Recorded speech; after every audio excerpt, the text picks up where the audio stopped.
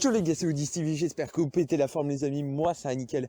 Aujourd'hui, vous l'avez vu dans le titre, c'est extrêmement simple, nous allons voir les 4 conseils pour faire la bonne affaire sur Vinted. Donc si vous êtes sur le point d'effectuer un achat sur l'application Vinted, je vous recommande cette vidéo. Donc sans plus tarder, on va passer aux 4 conseils pour faire la bonne affaire sur Vinted.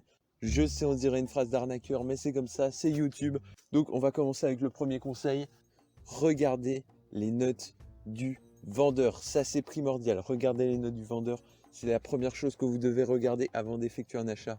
Si le vendeur n'a encore aucune note, méfiez-vous, attendez un peu qu'il ait des notes pour pouvoir juger si c'est un bon vendeur ou non. Regardez aussi la qualité des notes.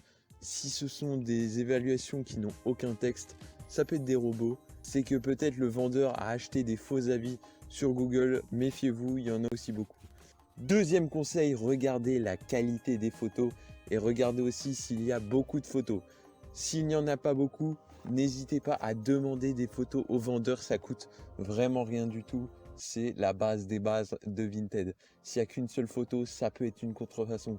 S'il y a 2 photos, c'est louche. Vraiment, il faut qu'il y en ait beaucoup. Un vendeur qui vend un vrai article, il n'hésitera pas à mettre beaucoup de photos. Donc, regardez les photos, c'est très important. Regardez aussi s'il n'y a pas de défauts visibles sur les photos.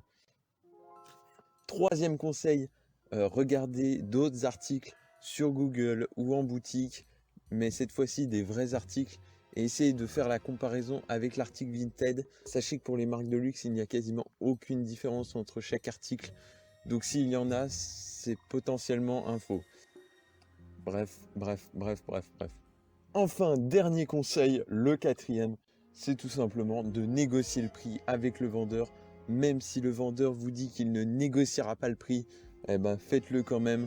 Faut être un crevard dans la vie, c'est comme ça qu'on fait des économies, c'est comme ça qu'on économise un max d'argent.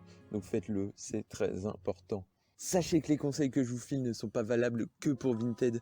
On peut aussi les appliquer à d'autres applications comme Le Bon Coin, vidressing.com ou plein d'autres. Donc et pas que des applications d'habits, hein, évidemment.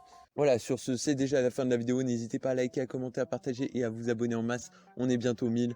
Je compte sur vous. C'était Odyss, votre chaîne YouTube préférée. Ciao.